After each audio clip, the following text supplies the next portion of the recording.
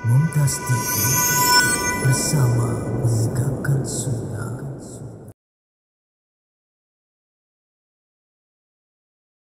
Bi ihsanin ila yaumiddin. Amma ba'du, alhamdulillah kita akan melanjutkan kajian kita berkaitan dengan fikih jual beli sesuai dengan masukan panitia. Tolong materinya dibuat gampang,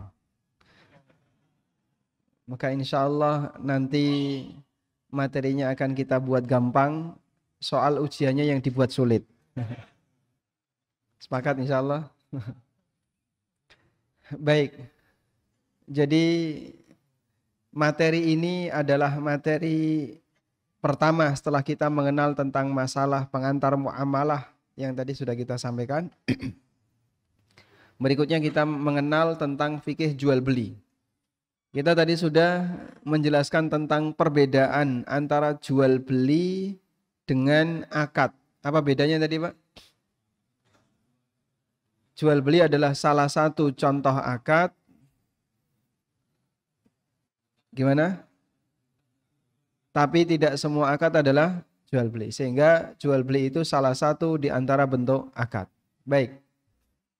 Dalam memahami jual beli, ada beberapa poin yang mendasar yang harus diketahui.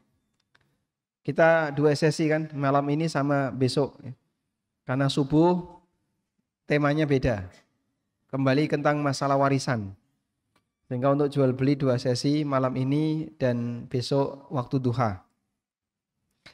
Tentang jual beli, pertama kita perlu memahami konsekuensi jual beli. Apa konsekuensi jual beli? Terjadi apa, Pak?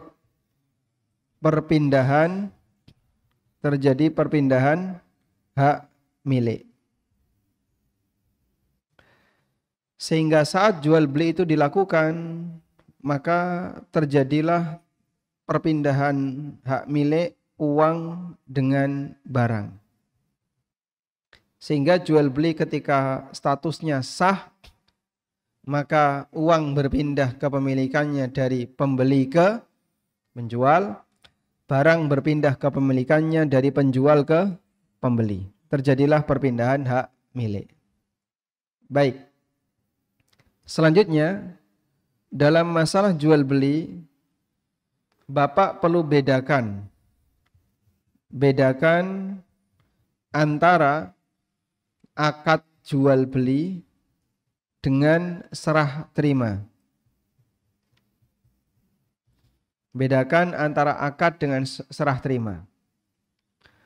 Jual beli terhitung sah. Jual beli terhitung sah sejak kapan? Sejak serah terima atau sejak akad? Sejak akad. Meskipun belum serah terima. Begini ya. Jual beli sah sejak akad meskipun belum serah terima. Insya Allah paham ini? Baik. Saya kasih contoh. Bapak beli barang dari Surabaya melalui online. Setelah lihat gambar, foto, siap, ridho, setuju. Harganya berapa? 1 juta. Lalu Bapak transfer. Setelah Bapak transfer, dilakukan proses pengiriman barang. Butuh waktu lama, Mas. Ini harus kami packing dulu, kami benerin dulu, baru bisa kami kirim. Butuh waktu kurang lebih 5 hari. Baik. Sejak kapan? Sehingga Bapak beli tanggal 1, barang sampai tanggal 5. Pertanyaannya, sejak kapan Bapak dianggap telah melakukan akad jual beli? Sejak transfer 1 juta atau sejak, urutannya begini ya, tanggal 31 Desember deal harga 1 juta. Anda transfer tanggal 1, barang dikirim tanggal 2, datang tanggal 5. Ya? Sejak kapan Bapak dianggap memiliki barang itu? tanggal 31, tanggal 1, tanggal 2, atau tanggal 5?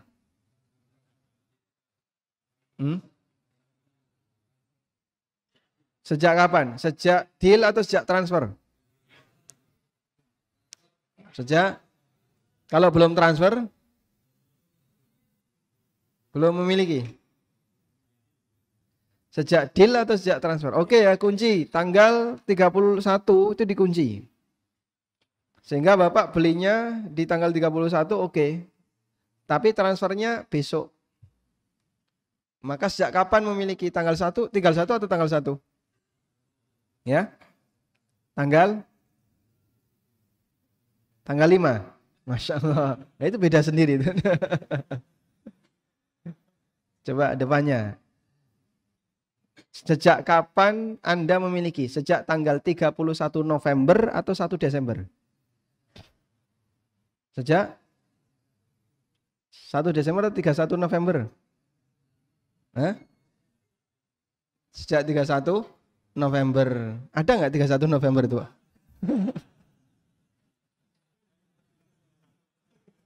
Adanya 31 Desember ya. Baik. Jawabannya adalah bahwa jual beli itu sah sejak akad. Dan akad terhitung sah sejak deal. Maka ketika sudah oke, deal, saling ridho berarti kan? Masalah pembayaran itu terhitung atau dilakukan boleh belakangan. Paham di sini? Baik. Saya bacakan sebuah hadis. Nah, disebutkan dalam sebuah hadis yang sahih, hadis dari Jabir bin Abdullah bi'nihi biuqiyah.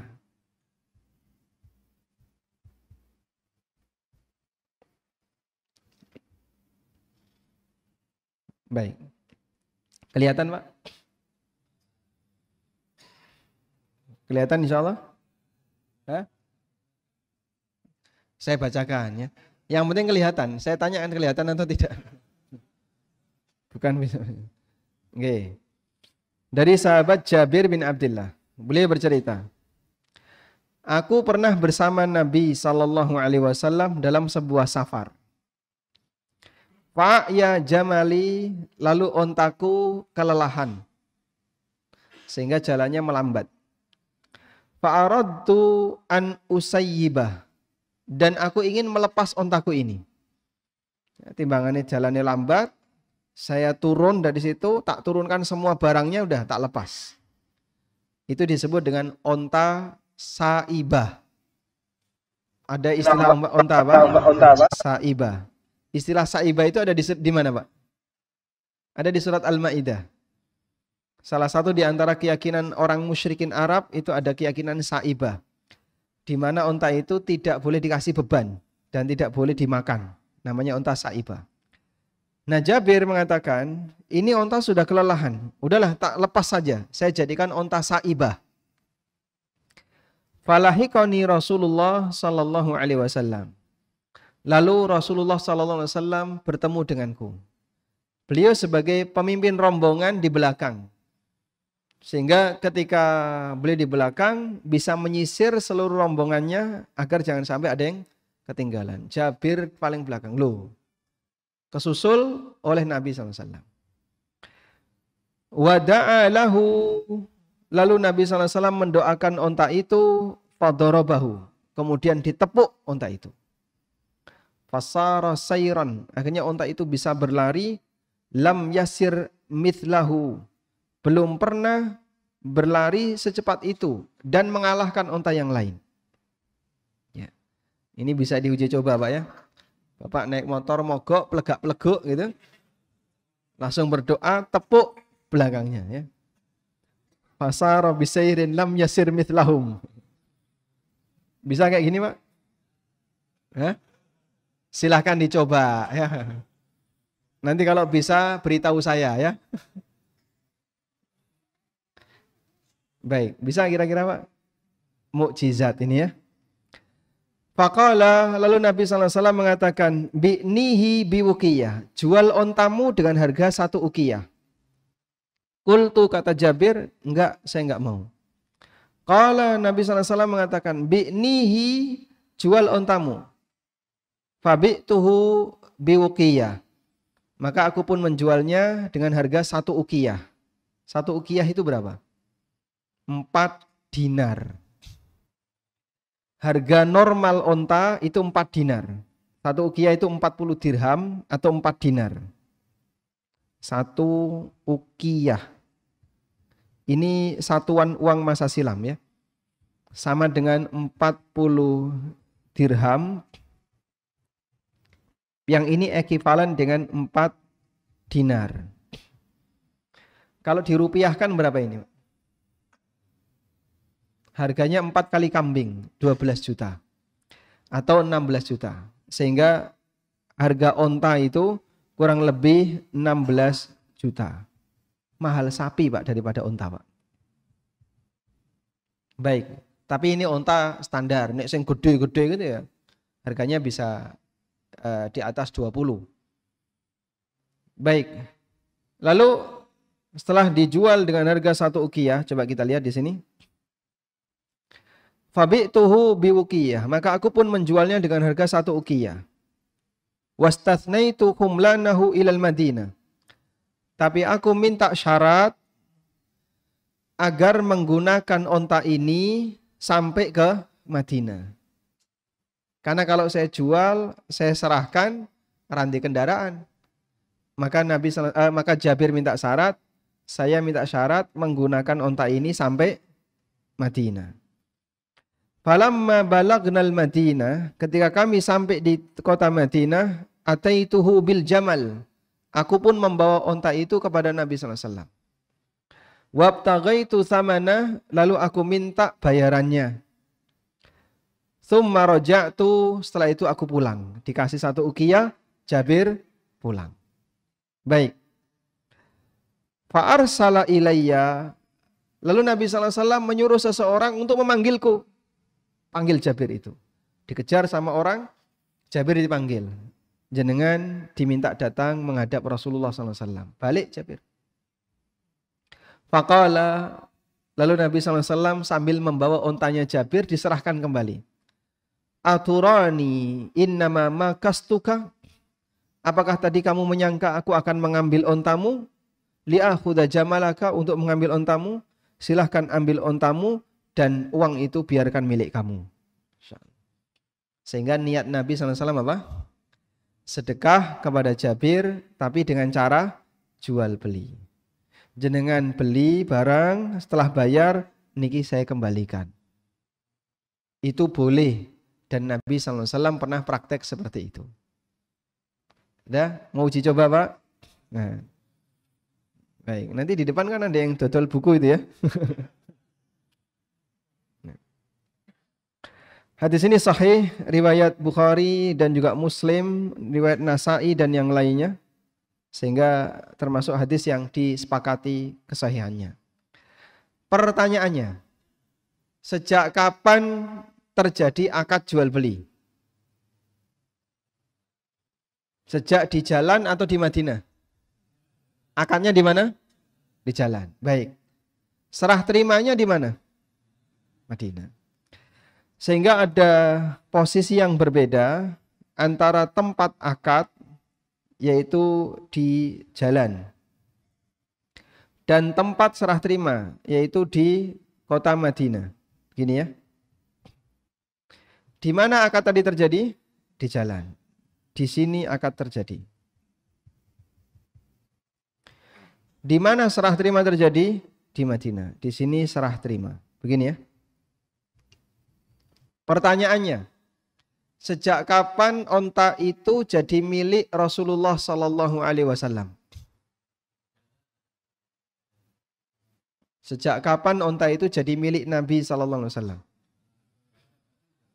Di jalan atau di Madinah? Di jalan.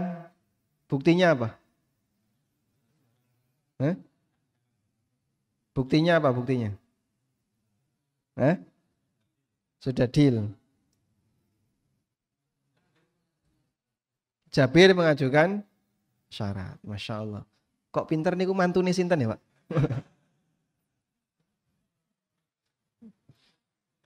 Karena di sini Jabir radhiyallahu anhu mengajukan syarat. Apa syaratnya? Saya diizinkan untuk menggunakannya sampai Madinah. Andaikan itu masih milik Jabir, kan tidak perlu minta syarat. Mau masih ontanya Jabir. Tapi ketika Jabir minta syarat, saya mau menjualnya, asal saya boleh pakai onta ini sampai Madinah.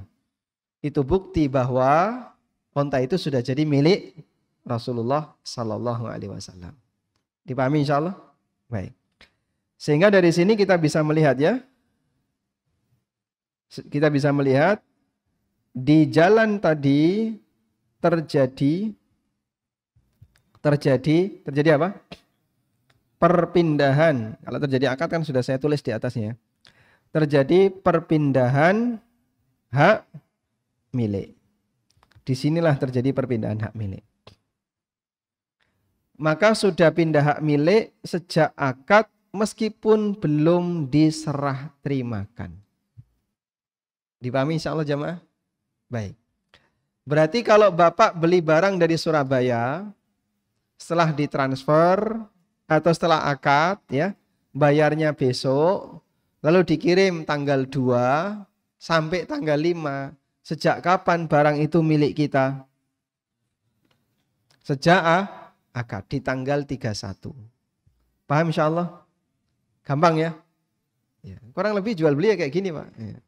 Kita mengenal batasan ya. Kita mengenali apa? Batasan. Sudah? Selanjutnya. Maka bedakan antara akad dengan serah terima.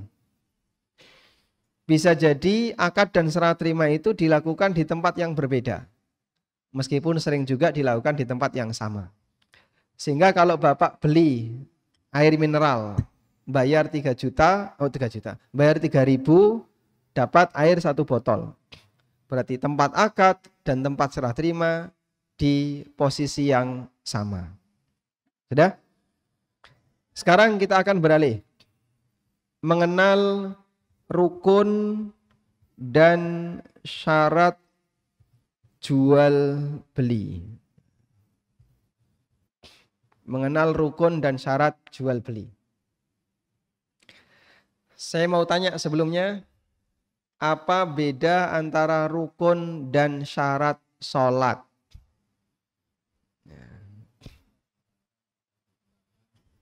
Rukun jika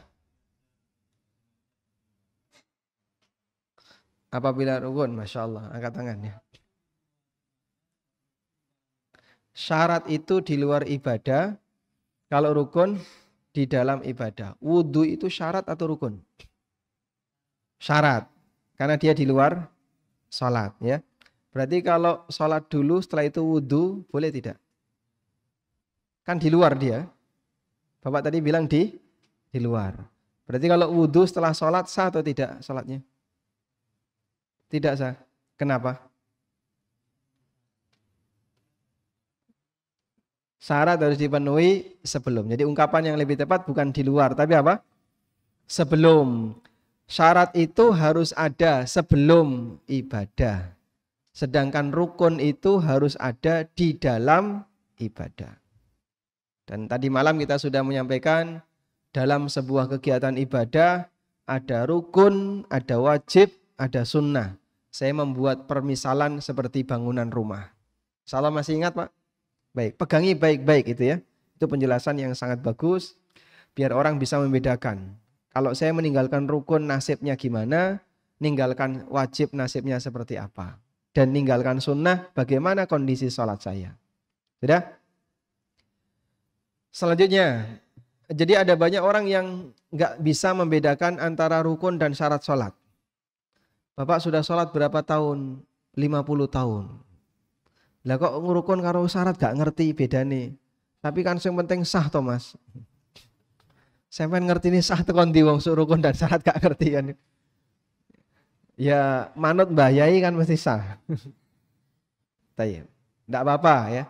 Yang penting komplit. Meskipun tidak bisa membedakan antara rukun dan syarat.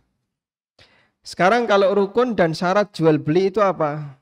Rukun itu unsur. Sedangkan kalau syarat jual beli itu ketentuan syar'i. Ketentuan syar'i. Rukun itu unsur, kalau syarat jual beli itu ketentuan syar'i. Sudah? Kalau tidak ada unsurnya, kira-kira apa yang terjadi? Ya? Tidak akan terjadi jual beli karena tidak ada unsurnya. Sebuah transaksi kalau nggak ada unsurnya kan tidak mungkin terjadi, gitu Pak. Tapi kalau tidak memenuhi ketentuan syar'i, kira-kira gimana? Hah? Bisa terjadi, tapi tidak sah secara syariat. Paham Pak? Baik. Maka terkadang ada sebuah perbuatan itu terjadi, tapi tidak legal. Contohnya, Nabi SAW bersabda, la salata bihadrati ta'am wala huwa yudafi'uhul akhbathan. Tidak ada salat ketika makanan sudah dihidangkan. Ada orang ngeleh, makanan dihidangkan, pengen mangan, diampet, tetap nekat salat. Sah atau tidak salatnya? Sah atau tidak salatnya? Hah? Kenapa sah?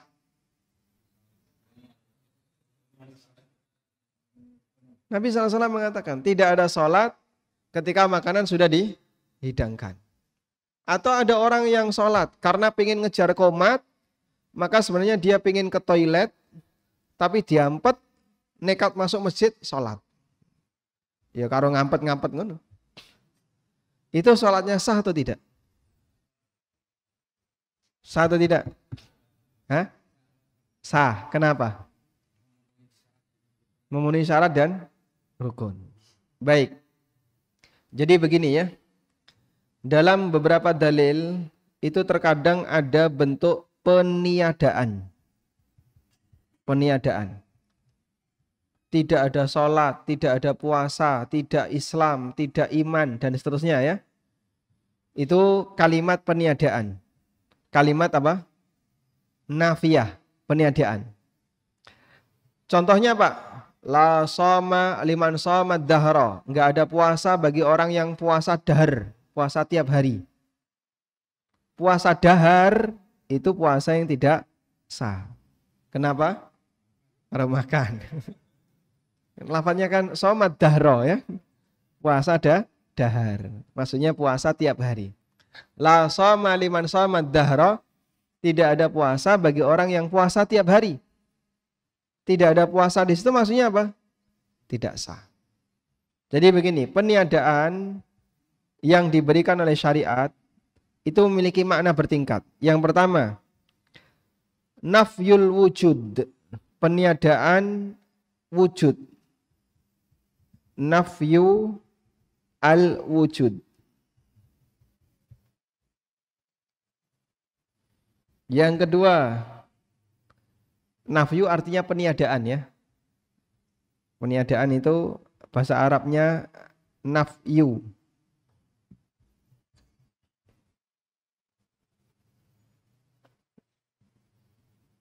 Yang kedua, nafyu as-sihhah.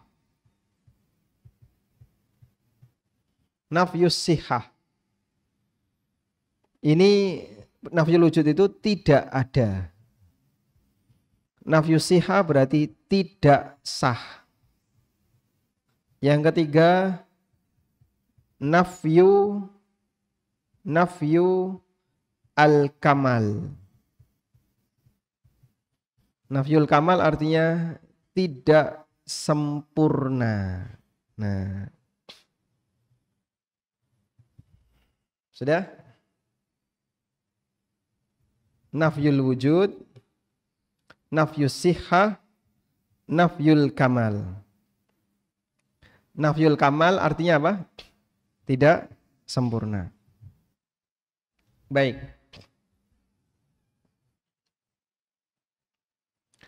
Kalau ada lafadz peniadaan, tidak ada sholat, tidak ada puasa, tidak ada iman, tidak ada Islam, dan seterusnya, maka diurutkan. Diurutkan. Sesuai dengan urutan di ini. 1, 2, 3. Pertama dimaknai nafyul wujud. Tidak ada wujudnya. Misalnya, tidak ada sholat bagi orang yang menahan buang hajat.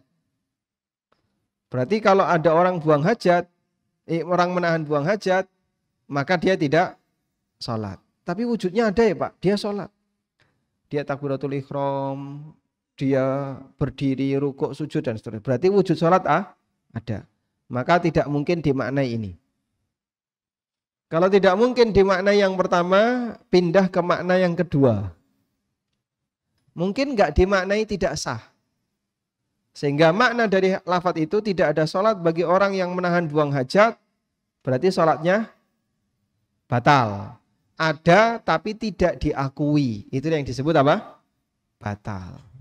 Dan ini pendapatnya Ibnu Taimiyah. Sholatnya ada tapi tidak diakui. Sementara pendapat yang ketiga, yang pendapat berikutnya adalah sholat itu dianggap tidak sempurna. Ada, sah tapi tidak sempurna. Dan ini pendapat jumhur. Maka sholatnya orang yang menahan keinginan buang hajat, statusnya sah tapi tidak sempurna. Dan ini pendapat jumhur. Paham insyaallah? Bisa ngikuti? Baik.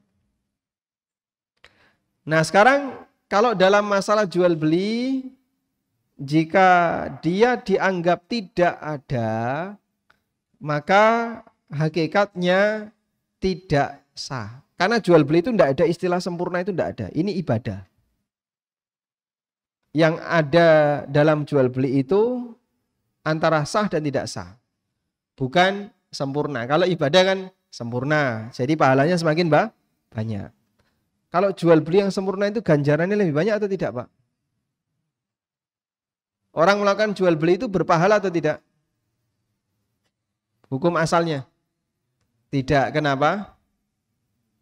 Karena hukum asal jual beli adalah mubah. Dan sesuatu yang mubah, hukum asalnya dilakukan maupun tidak dilakukan, tidak bernilai pahala maupun dosa. Paham insyaallah? Baik.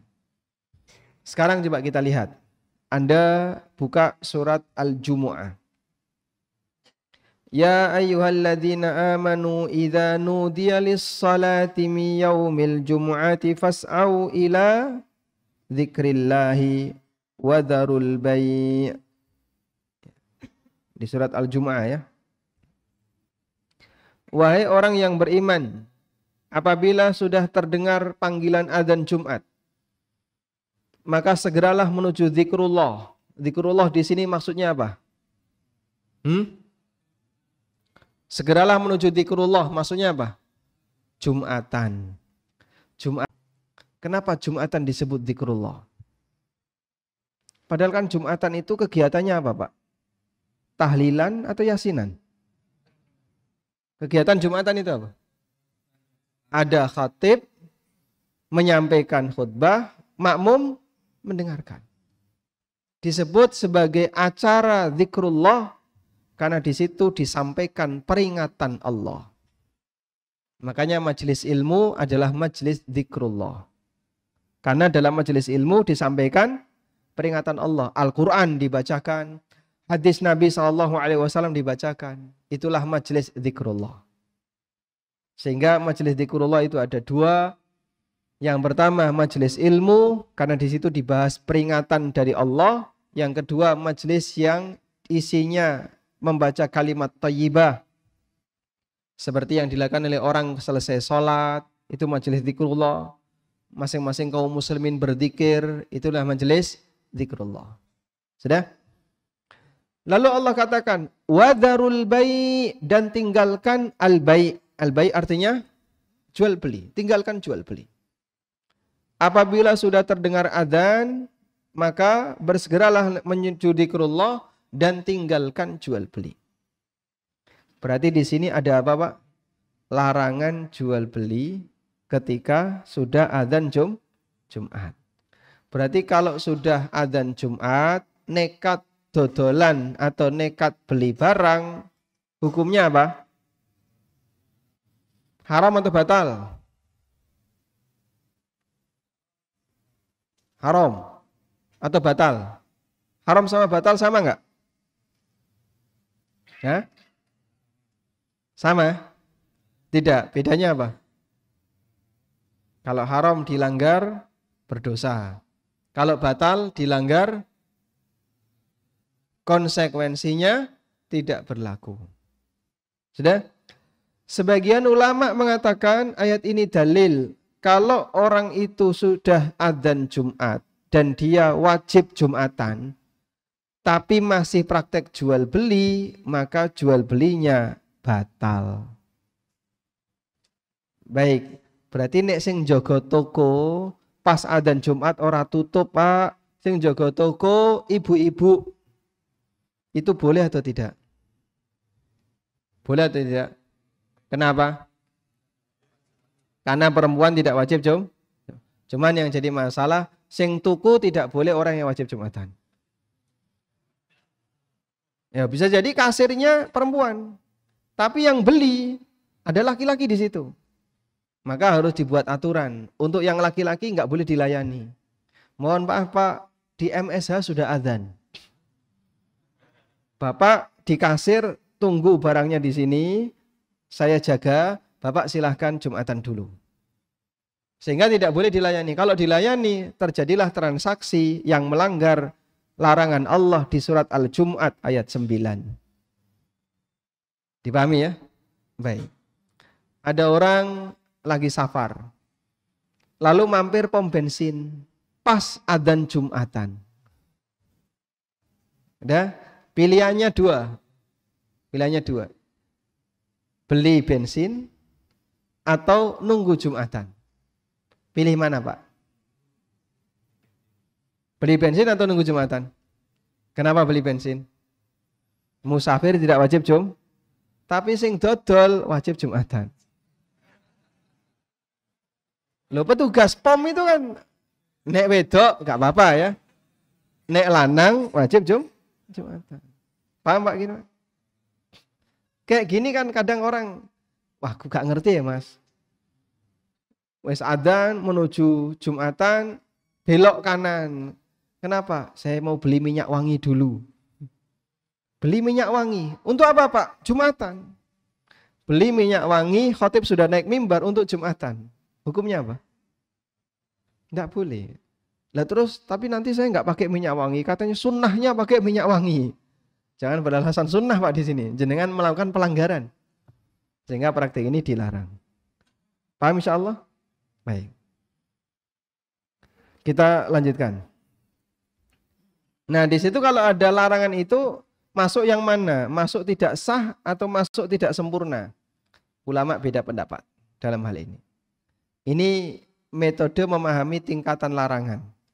Dan jumhur rata-rata yang dimaksud dengan tidak ada itu lebih dibawa kepada tidak sempurna. Kalian tidak beriman, la yu'minu ahadukum hatta yuhibba li akhihi ma yuhibbu li nafsihi. Kalian tidak akan beriman sampai mencintai interaksi yang terbaik untuk saudaranya sebagaimana dia ingin disikapi yang sama untuk dirinya. Wah, nek ngono angel ya Pak, tidak beriman. Berarti tidak punya iman. Maka jawabnya adalah yang lebih tepat, tidak sempurna imannya apabila ada orang yang mementingkan diri sendiri tapi mengalahkan orang lain. Baik. Sekarang kita lanjutkan. Jadi rukun jual beli tadi ya adalah unsur dan dia penyusun utama transaksi. Rukun jual beli ada 3. Rukun jual beli ada 3. 1. 1. Subjek. 2. Objek. 3. Bisa ditebak Pak, 3. Predikat. Pelajaran bahasa Indonesia. Subjek, objek, hah?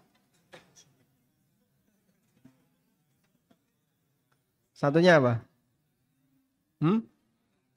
Akad ya. Saya tulis yang lebih tepat sigot. Nah.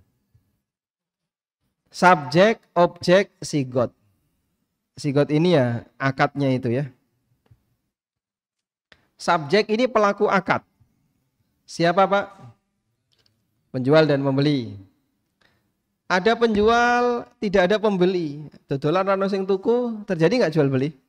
Tidak. Ada pembeli, nggak ada penjual. Apakah terjadi? Tidak. Sehingga ada orang, aku pengen rujak. Mubeng-mubeng golek rujak sak kabupaten ndak nemu. Maka tidaklah terjadi transaksi. Objek. Objek itu apa? Barang dan jasa. Satu lagi adalah uang, alat tukar. Lalu yang terakhir adalah sigot. Apa itu sigot?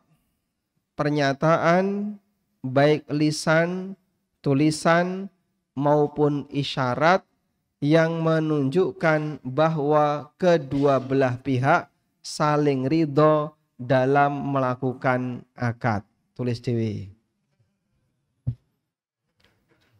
Cepetan, saya ulang ya. Pernyataan baik lisan, tulisan, maupun isyarat yang menunjukkan kedua pihak saling ridho. Titik. Komplit Pak? Sudah? Lengkap Pak? Baik. Berarti sigot di situ ada dua ya. Ada yang dinyatakan lisan atau tulisan. Yang ini lahiriah, bisa terindra. Dan ada yang pakai isyarat, di mana sifatnya tidak dilisankan dan tidak dituliskan. Maka sigot itu ada dua.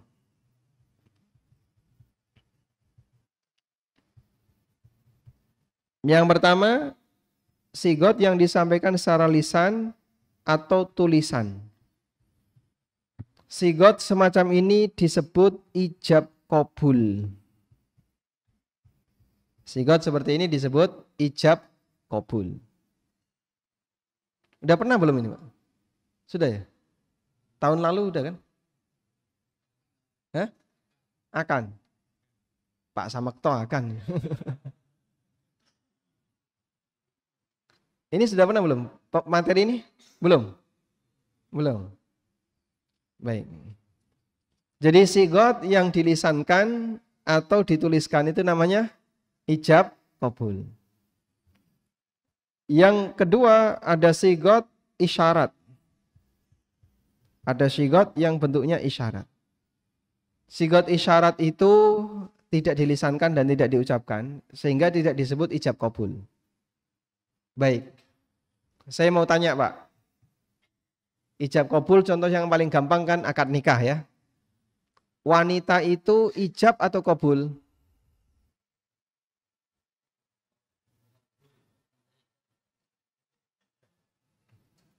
Wanita itu ijab atau qabul?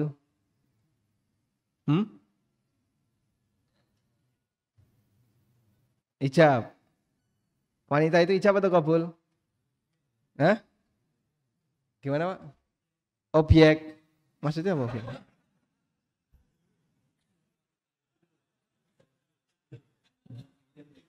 Insya Allah. Mertuanya jenengan ada di sini enggak?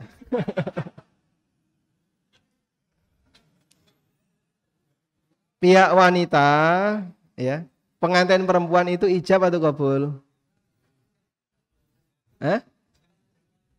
Bukan keduanya, betul ya. Masya Allah. Tidak ijab, tidak qabul ya Mas. Nah, karena pengantin wanita itu tidak melakukan ijab qabul. Yang melakukannya siapa Pak? Wali. Baik, walinya ijab atau qabul?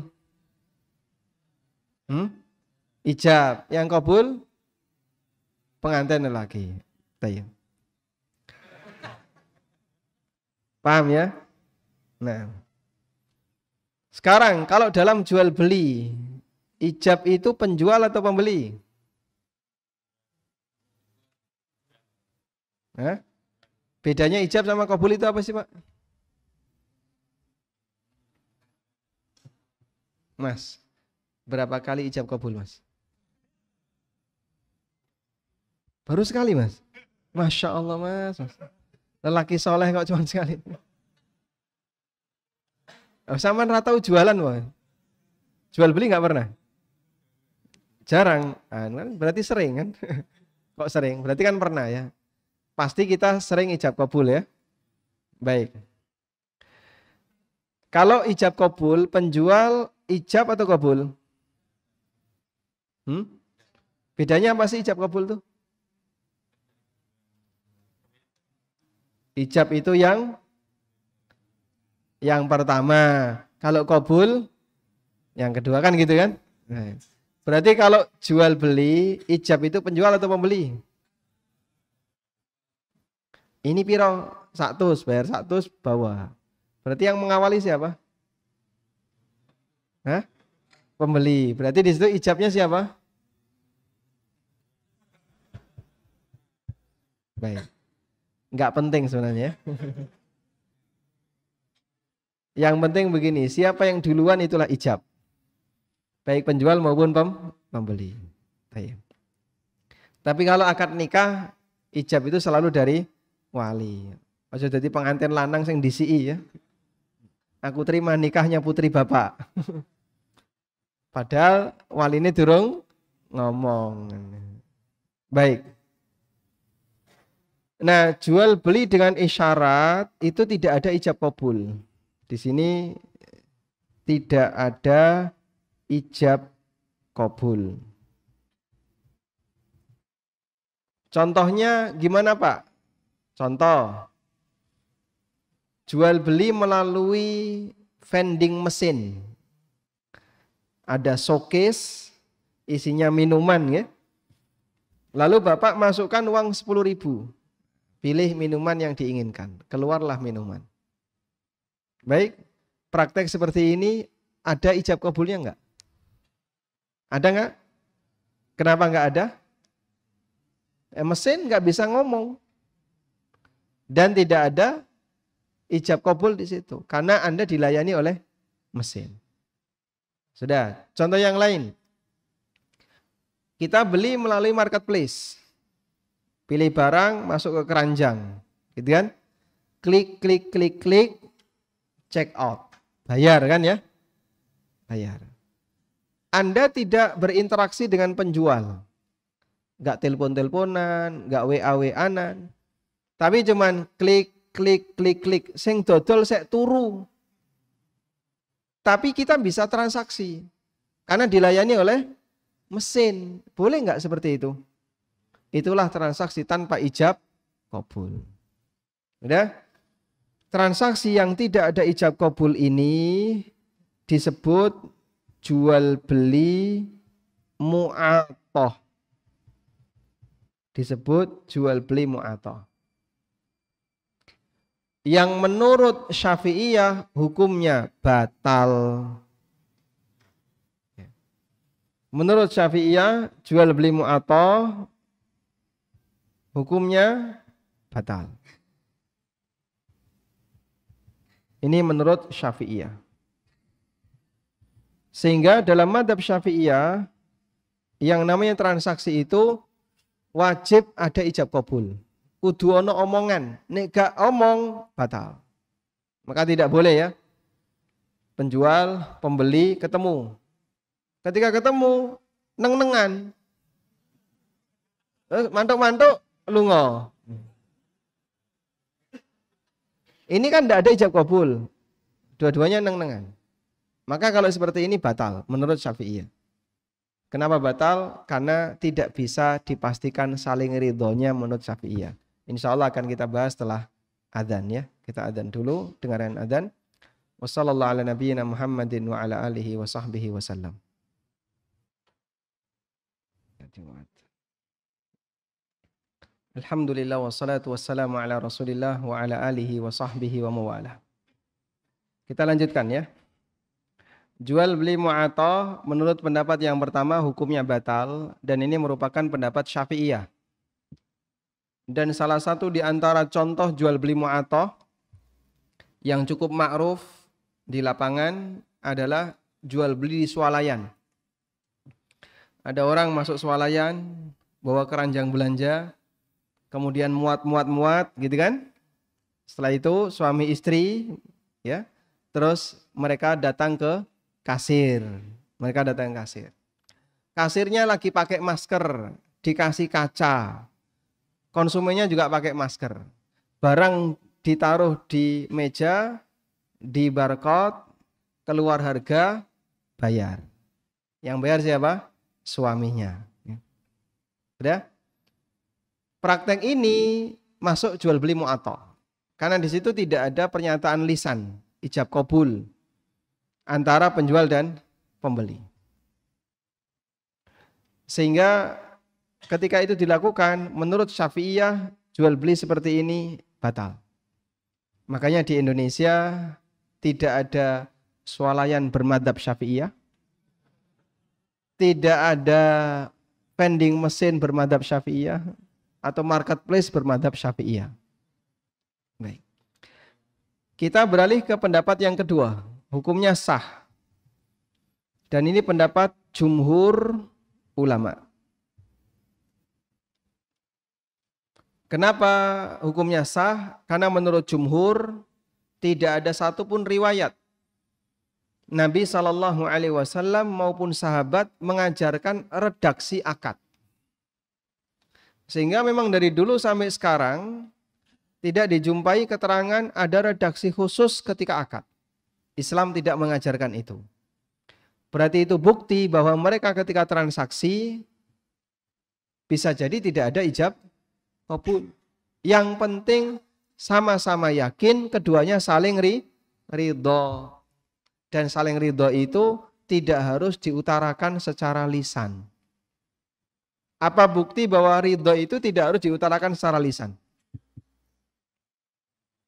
Nabi SAW mengatakan, ya, la tunkahul bikru hatta tusta'dzan wa idnuha sumtuha. Gadis itu tidak boleh dinikahkan sampai dimintai izinnya. Dan izinnya seorang gadis adalah diam. Sehingga bisa jadi diam itu menunjukkan dia ridho. Makanya kalau yang sudah pernah mantu ya, mesti tahu pengalaman kayak gini. Jenengan nawari anak gadisnya, "Kowe gelem ora karo iki?" Kok meneng nangis? Itu berarti bahagia.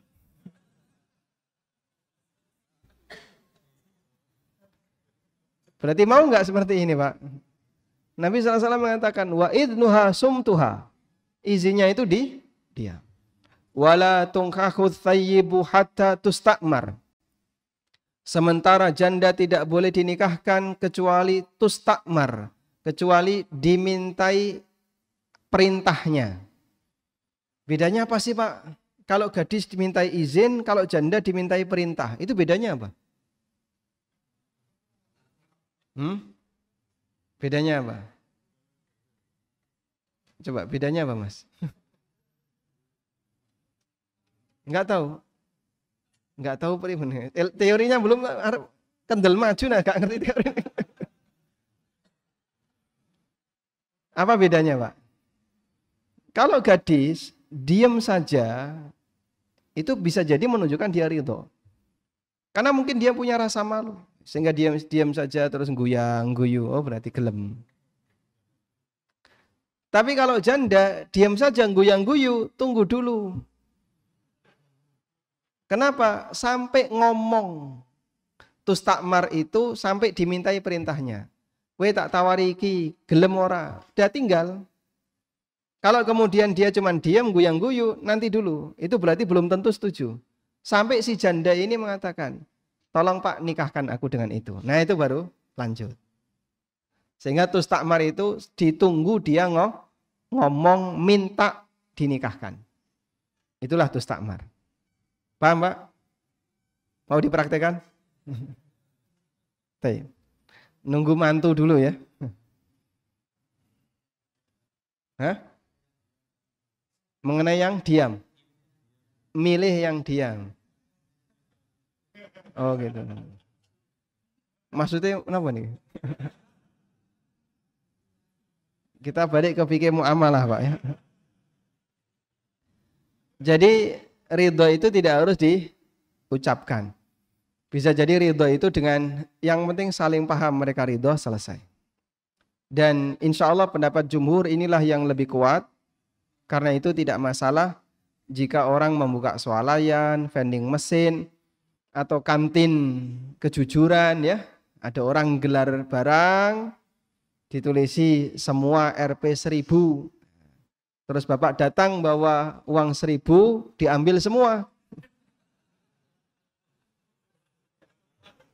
Ini kan tidak terjadi ijab qabul. Sah atau tidak? Menurut jumhur hukumnya sah. Baik. Paham insyaallah ya? Nah, sekarang kita beralih ke syarat jual beli. Kita beralih ke syarat jual beli.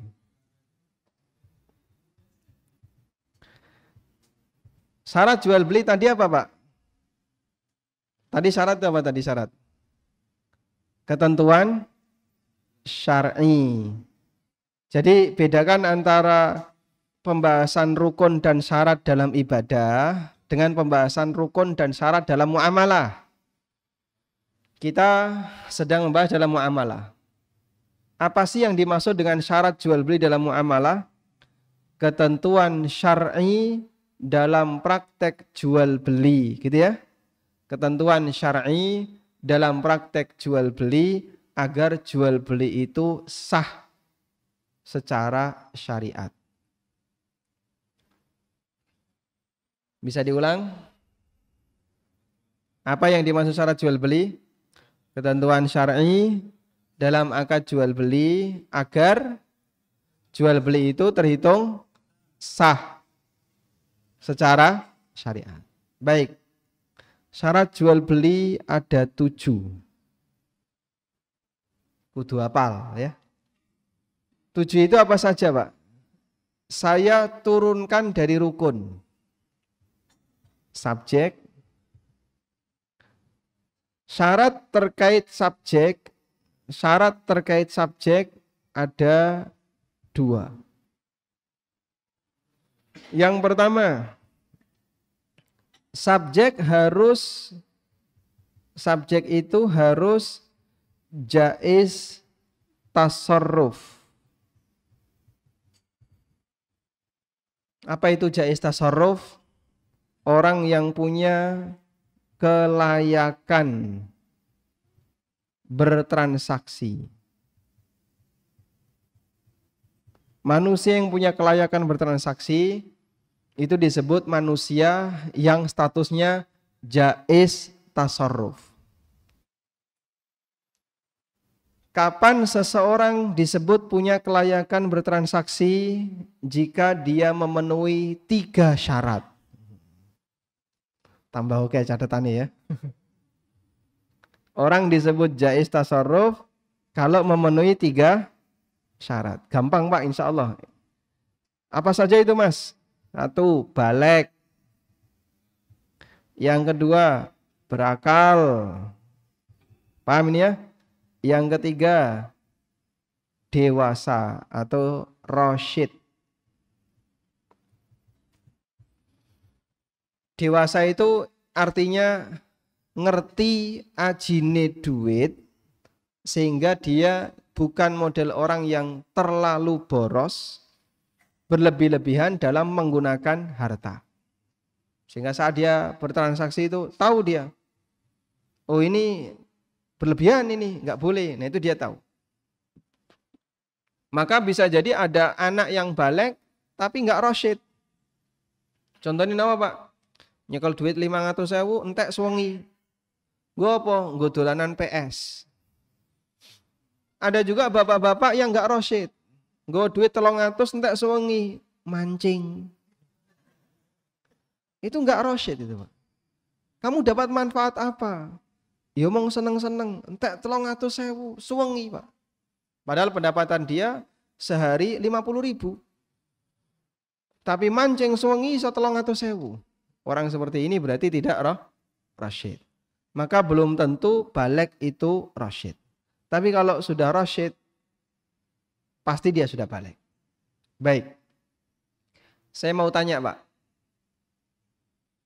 Antara apa bedanya antara berakal dengan tamyiz? Manusia itu kan ada beberapa tingkatan ya. Tamyiz dengan berakal itu bedanya apa?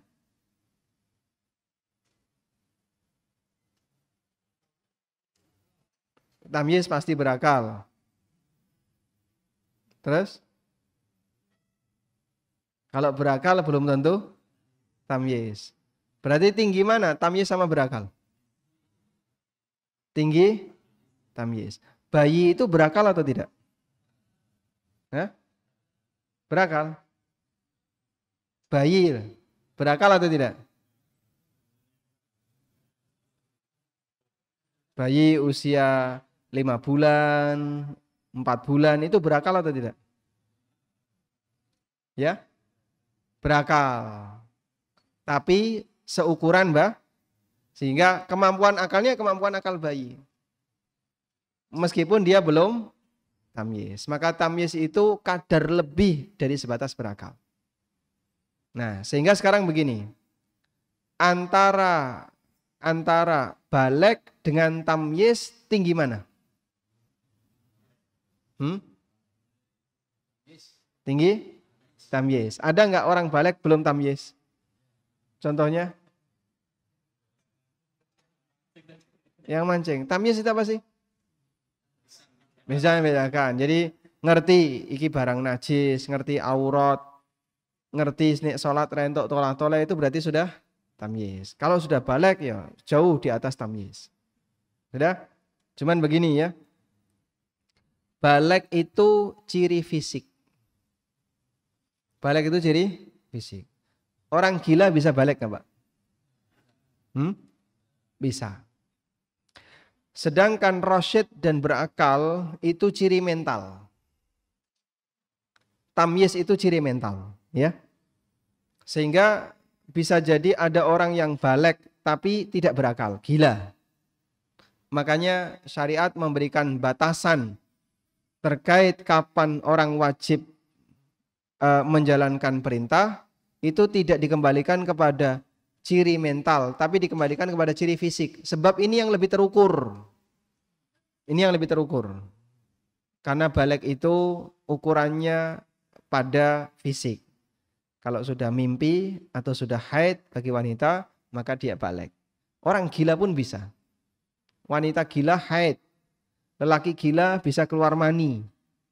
Karena dia punya fisik yang normal. Baik. Kembali ke sini. Selanjutnya, yang kedua, subjek harus pemilik. Kenapa harus pemilik?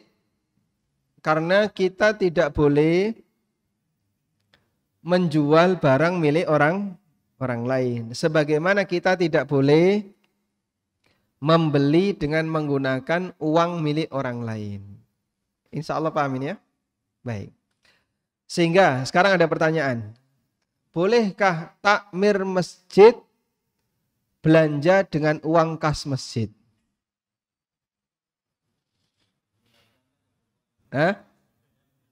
Tergantung belanjanya. Kalau dia belanja untuk kepentingan pribadi, hukumnya apa? Nggak boleh, kenapa? Karena ini bukan uangnya. Tapi kalau dia belanja untuk kebutuhan masjid, maka dia wakil. Sehingga statusnya adalah pemilik atau wakilnya. Nah, subjek syarat yang kedua, dia pemilik atau wakilnya. Paham insya Allah ya? Nggak susah kan Pak? Alon-alon ya. Nah, syarat tentang subjek sudah selesai. Kita beralih ke syarat tentang objek. Syarat objek jual beli ada 4. Yang pertama, objek jual beli itu harus halal manfaat.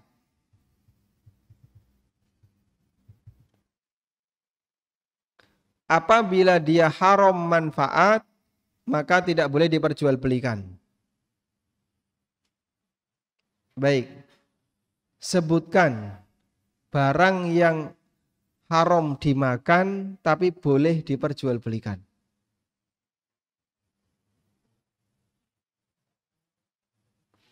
Apa Pak? Pupuk. Kok pupuk? Haram dimakan ya? Berarti ngono ya, Pertalite, Pertamax, biosolar. Neng toko besi ono semen, kerikil.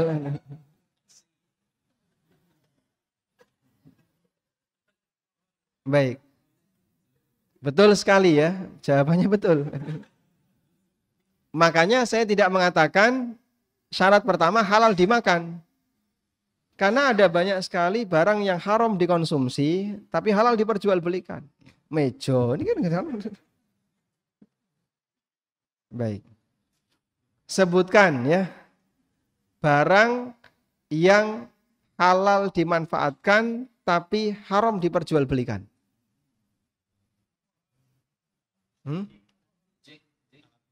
Alat musik. Saya ulang ya, sebutkan barang yang halal dimanfaatkan. Memanfaatkannya boleh, tapi jual belinya nggak boleh. Contohnya apa? Hah? Kucing. Menurut pendapat Hambali, memanfaatkan kucing boleh? Boleh. Contoh yang lain. Anjing. Anjing piaraan yang digunakan untuk berburu. Itu halal dimanfaatkan tapi tidak boleh diperjualbelikan. Contoh yang lain.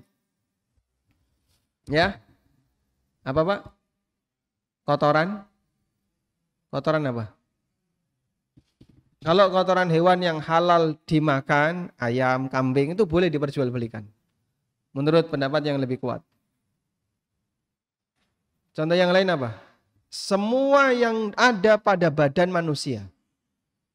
Darah boleh dimanfaatkan? Contohnya apa? Transfusi darah, donor, ASI. Ini boleh menitipkan anak untuk disusui orang lain? Boleh. Boleh dimanfaatkan. Tapi jual beli ASI tidak boleh. Maka dalam Al-Quran ada akad yang disebut dengan akad istirda. Wa in tastardi'u auladakum.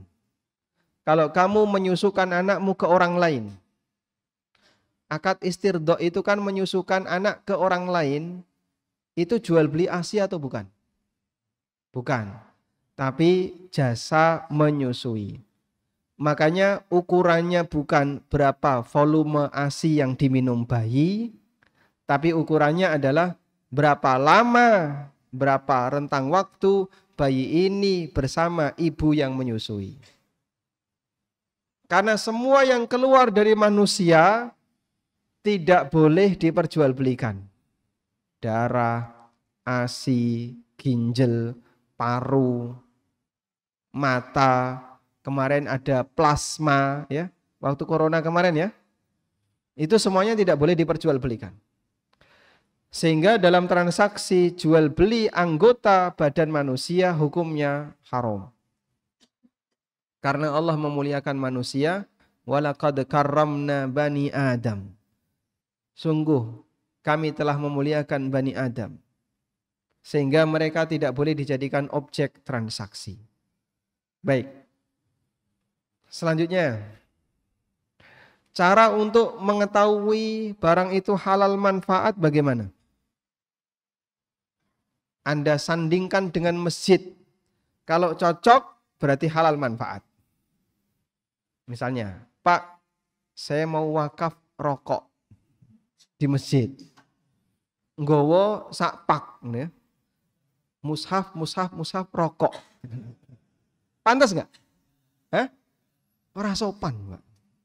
Enggak pantas. Makanya enggak boleh kayak gini. Contoh yang lain. Mas, saya itu punya organ tunggal nganggur. Mau saya wakafkan di MSH. Itu kira-kira ditaruh di mana, Pak? Organ tunggal wakaf di masjid. Di sini cocok nggak, Pak? Hah? Sebelah imam gitu ya. Atau orang wakaf gitar, saya mau wakaf gitar, tak taruh di masjid. Tempat mana yang kira-kira gitar itu cocok diletakkan di masjid? Itulah salah satu di antara ukuran. Kalau Bapak ingin melihat ini kira-kira punya manfaat mubah atau tidak, Anda sandingkan dengan masjid, kalau cocok berarti punya manfaat mubah. Tapi kalau nggak cocok berarti jangan. Gampang ya? Salah satu acuannya itu. Yang kedua, objeknya ada. Objeknya ada. Artinya memungkinkan untuk ditransaksikan. Kalau sifatnya masih peluang, maka tidak boleh. Sehingga ada di sini kami tulis bukan peluang. Yang ketiga,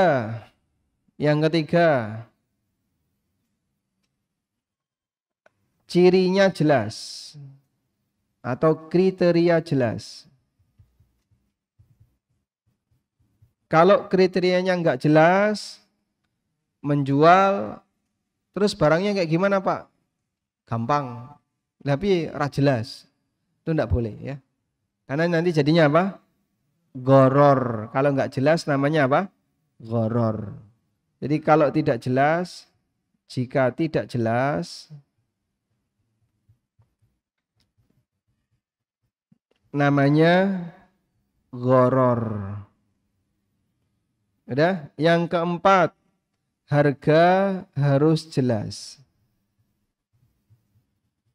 Kalau harganya nggak jelas, nggak boleh. Berapa ini? Dibayar seikhlasnya. Kalau maksud dibayar seikhlasnya itu untuk sedekah, nggak apa-apa. Tapi kalau dibayar seikhlasnya, disangoni, bar dibuka amplopnya grundel, oh berarti durung ikhlas. Misalnya pijit bayar seikhlasnya. Terus dipijiti, dah. Terus pinten niki monggo saikhlas jenengan mawon. Dilebokno duit 20.000, lebokno amplop kayak. Padahal itu dipijiti 2 jam sampai turu, Pak. Mulai wah mlebu amplop. Barang dibuka 20.000, nesu sing mijit. Berarti dia belum, makanya jangan pakai gitu kalau belum ikhlas. Sehingga nyatakan jika memang Anda niatnya untuk jasa, bisnis, sampaikan. Bayarnya berapa? Sampaikan. Baik. Nek konco dhewe pripun, Pak? Kalau untuk orang luar misalnya harga 100.000, konco dhewe kayak 150 gitu. Leres nggih, Pak? Baik. Selanjutnya, syarat terkait sigot. Ada berapa syarat terkait sigot? Ada 1, tinggal 1 kan ya? Yaitu saling ridho. Nah, saling ridho. Dan kalau enggak ridho, transaksi tidak sah. Untuk bisa saling ridho, harus saling terbuka. Biar sama-sama bisa mikir dengan maksimal apakah lanjut transaksi atau batal atau mundur. Makanya Nabi SAW memberikan sebuah acuan agar transaksi itu bisa semakin berkah. Nabi SAW bersabda, al-bayyi'ani bil khiyar ma lam yatafarraqa. Penjual dan pembeli itu punya hak khiyar selama keduanya belum berpisah. Fa in sadaqa wa bayyana. Kalau keduanya saling jujur dan saling terbuka. burika lahuma fi bai'ihima, maka transaksinya akan diberkahi. Wa in kadzaba wa katama, kalau keduanya saling dusta dan menutupi, muhiqa barakatu bai'ihima, maka keberkahan jual belinya akan dicabut. Jenengan kulaan ning kampung, ketemu barang bagus, iki nek didol ning Surabaya larang, Pak. Tanya sama pemiliknya, pinten niki Mas, pinten niki Mbah? Wes diduiti 2 yuta ora apa-apa. Sampean batin ning Surabaya 20 yuta. Ini orangnya minta 2 juta, padahal di kota harganya 20 juta. Kira-kira sebagai pembeli yang baik, Anda memberitahu atau diam saja?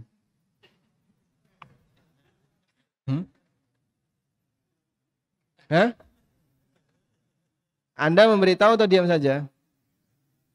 Ketemu barang rego murah, karena sing dodol ra ngerti rego apa? Kalau pembelinya normal, diam saja. Hah? Anda memberitahu atau diam saja? Memberitahu. Siapa yang kira-kira kalau ketemu kayak gini memberitahu? Masya Allah. Mungkin berat sekali, Masya Allah. Iki barang larang, engkau tak kandani, ngerti regane 20 yuta, gak gelem dia jual 2 juta. Mbak, ini kalau di kota harganya 20 juta, sampean kok ngedolnya 2 juta. Apa gak kemurahan? Nah, kalau sudah diberitahu seperti itu, lalu beliau sampaikan, wes rapopo, sampean ngambil 2 juta gak apa-apa. Wongku ya oleh nyolong.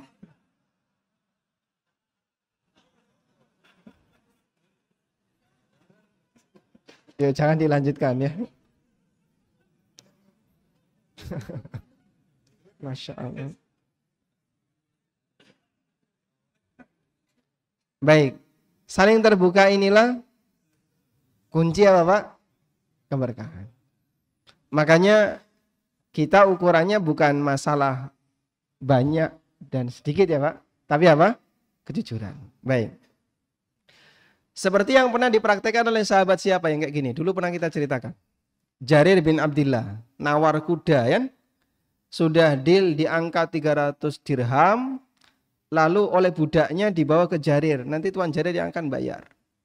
Akhirnya Tuan Jarir bilang, berapa? 300. Dinaikkan 400, 500, sampai deal jadi 800. Kemudian budaknya tanya, kok bisa Anda seperti itu? Saya pernah membaiat. Bayatu Rasulullah sallallahu alaihi wasallam ala nushi likulli muslim. Aku membaiat Rasulullah sallallahu alaihi wasallam untuk memberikan yang terbaik bagi setiap muslim. Jadi nek regane larang ya tak larangno. Itu hanya bisa jadi dongeng, Pak. Tapi itu realita yang terjadi di masa sahabat. Kita akan terasa berat kalau sampai bisa seperti itu. Masya Allah. Baik. Wallahu ta'ala alam. Sudah selesai ya? Alhamdulillah. Jadi sudah sampai rukun dan syarat jual beli. Pembahasan jual beli masih panjang dan ada satu buku yang saya tulis, mungkin Bapak Ibu ada yang punya, judulnya Pengantar Fikih Jual Beli dan Harta Haram. Buku itu mengajarkan tentang fikih jual beli dari nol dan beberapa pengembangannya, sehingga bagi Bapak Ibu, teman-teman yang ingin paham lebih banyak, mungkin nanti bisa membaca di buku itu. Baik, demikian. Wassallallahu ala nabiyyina Muhammadin wa ala alihi wa sahbihi wasallam.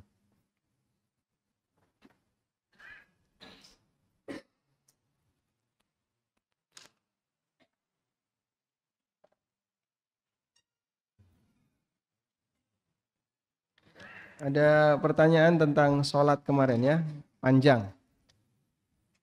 Assalamualaikum, waalaikumsalam. Izin mengulang pertanyaan kembali tadi malam yang panjang, karena hilang ya. Terus boleh hilang. Ini diulang lagi. Banyak kaum muslimin ketika sholat 2 rakaat, baik sholat wajib atau sholat sunnah, tasawuf akhirnya duduk tawarruk, bukan iftirash. Apa itu benar? Karena setahu saya hadisnya Rasulullah SAW semasa muda ketika sholat 2 rakaat di tasyahud akhir memang duduk iftirash. Setelah masuki usia tua duduk tawarruk ketika tasyahud akhir. Sholat 2 rakaat. Nah justru saya malah nggak tahu hadis ini Pak ya. Perbedaan tua dan muda ini saya nggak tahu. Yang ada adalah hadis dari Wa'il bin Hujr. Jadi dalam hadis Wa'il bin Hujr, Wa'il menceritakan, aku menyaksikan bagaimana Rasulullah SAW duduk ketika sholat. Beliau melakukan duduk iftirash ketika tasyahud akhir. Dan disebutkan dalam sebagian riwayat, dan itu beliau lakukan ketika sholat subuh. Berarti sholat subuh itu tasyahudnya berapa? 1. Sementara riwayat tentang duduk tawarruk terjadi ketika sholat 4 rakaat. Maka kemudian disimpulkan dalam madhab Hambali, ini madhab Hambali. Berarti dari sini dibedakan. Kalau sholat itu tasyahudnya hanya sekali, sholat 2 rakaat, sholat 1 rakaat, maka duduknya iftirash. Tapi kalau tasyahudnya 2 kali, iftirash dan tawarruk. Tapi ini perbedaan ringan. Artinya gimana Pak? Kalaupun ya ada yang beda pendapat, sama sekali tidak mempengaruhi keabsahan sholat. Karena perbedaan ini hanya berkaitan dengan masalah afdoliyah. Mana yang lebih afdol, tawarruk atau iftirash. Kalau hanya sebatas perbedaan afdoliyah, ojo sampai marakno padu. Karena hanya masalah, mana sih yang lebih afdol, tawarruk atau iftirash? Ada beda pendapat. Menurut A lebih afdol tawarruk, menurut B lebih afdol iftirash. Monggo dilakoni masing-masing. Karena dalil dalam mazhab Hambali sifatnya juga dalil isyarat dan bukan dalil tegas.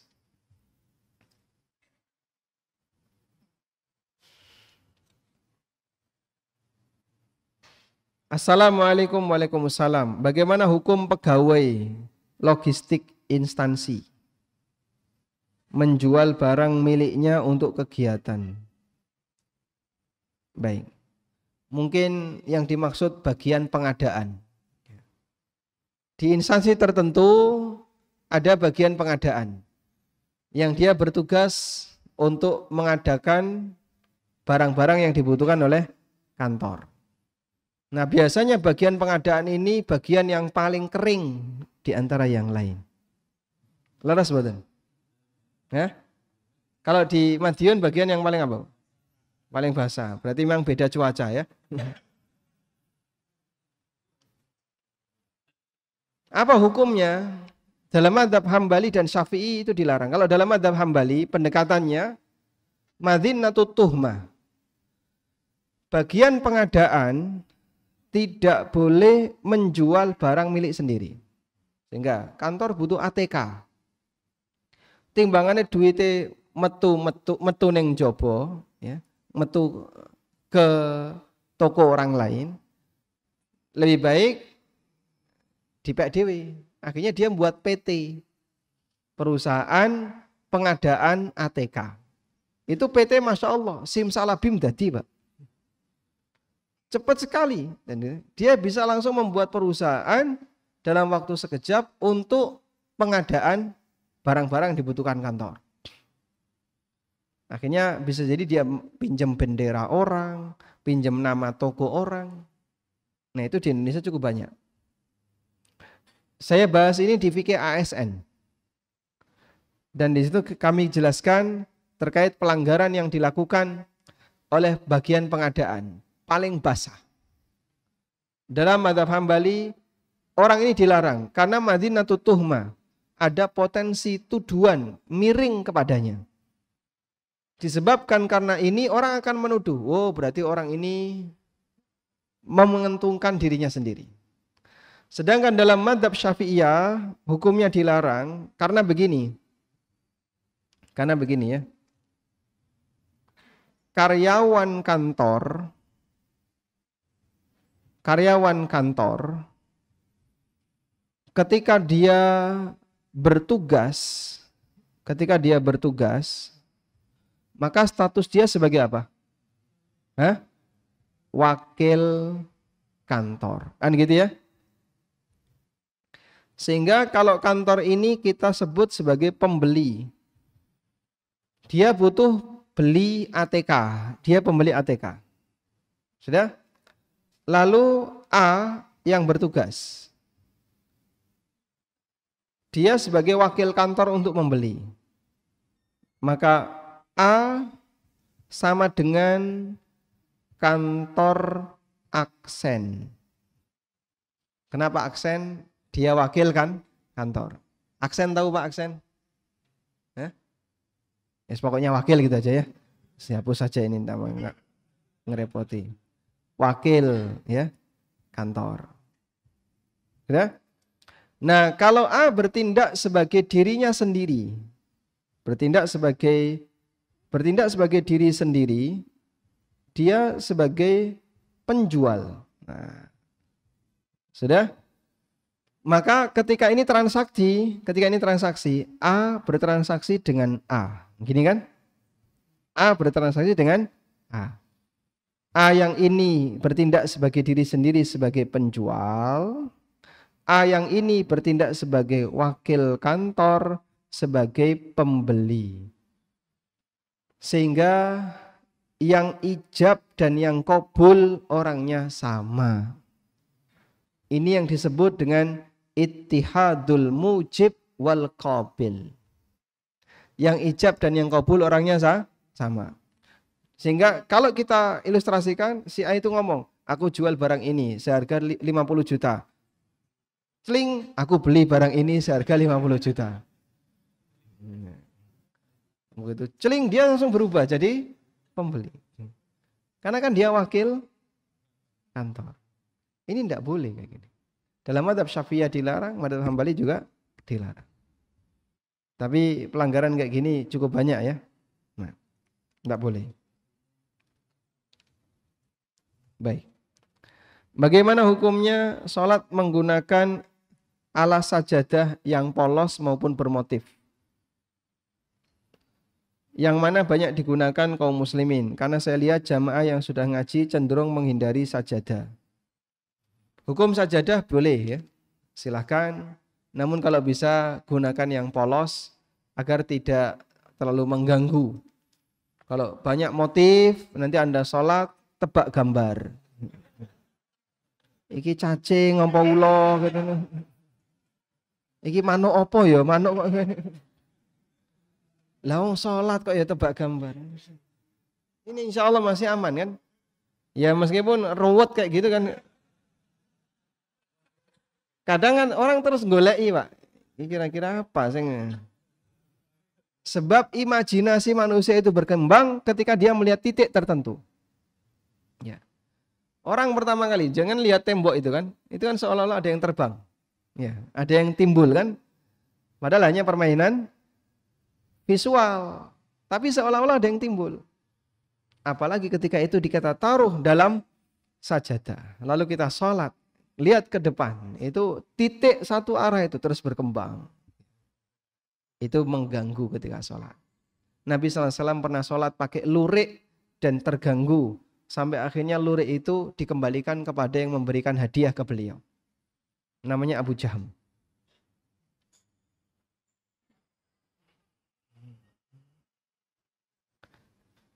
Hukum kulaan motor hanya STNK. Karena banyak motor tua hanya STNK. Maksudnya gimana? Enggak ada YKB. Baik. Ini yang ditanyakan apa? Boleh atau tidak gitu ya? Ini sensitif ini Pak. Caranya gampang Pak. Coba jenengan tanyakan ke polisi. Ya. Kayak gini boleh atau tidak? Kalau Pak polisi, oh serapopo, yang penting aman.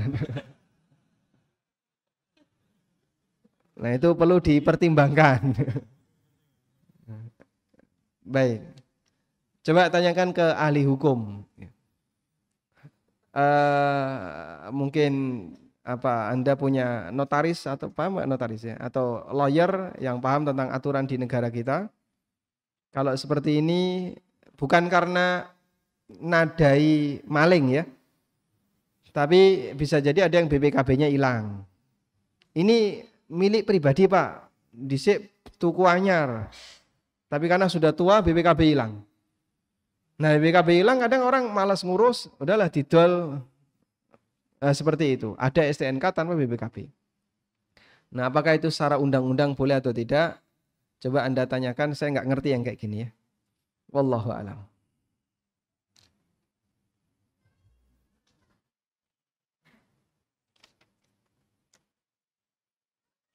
Kita beli di POM, kita bilang full. Misalnya harga tertera 9.950. Kita bayar dengan uang 20.000. Tapi kembalian yang kita terima cuma 10.000. Atau sebaliknya, di alat tertera 10.050, kita cuma disuruh bayar 10.000. Hukumnya bagaimana? Hukumnya boleh. Karena standar deviasi yang kecil itu tidak mempengaruhi keabsahan akad. Sehingga yang namanya transaksi detail, kalau persis seperti itu, duit 50 wis golek angel ya. Susuk 50 angel nggih, Pak. Ning ndi Mas susuk 50? Nggih pun, ini niki utang mawon, mangke jenengan tagih ning akhirat.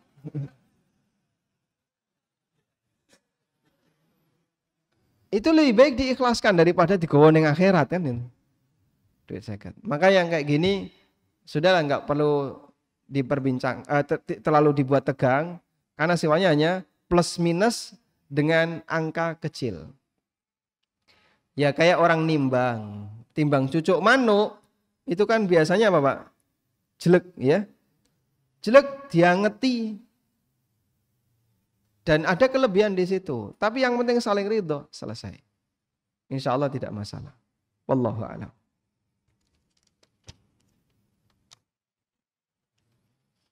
Assalamualaikum warahmatullahi wabarakatuh. Waalaikumsalam warahmatullahi wabarakatuh. Bagaimana seharusnya transaksi makan di tempat? Makan dulu lalu bayar atau bayar dulu lalu makan? Yang benar yang mana? Hah? Yang benar yang mana Pak? Sama saja. Jadi kalau sudah ada standar ya, sehingga nanti laporan itu bisa disampaikan, mau makan dulu baru bayar atau bayar dulu baru makan, dua-duanya boleh. Ngambil sendiri, langsung makan, setelah itu tinggal lapor, enggak masalah. Tapi kan enggak tahu Pak, ukuran nasi yang diambil itu banyak atau sedikit. Tapi kan ada standarnya. Di situ ada standarnya.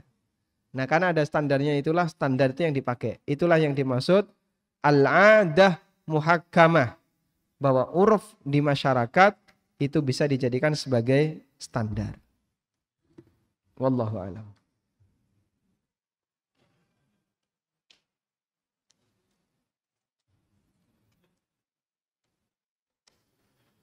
Bolehkah jual beli kucing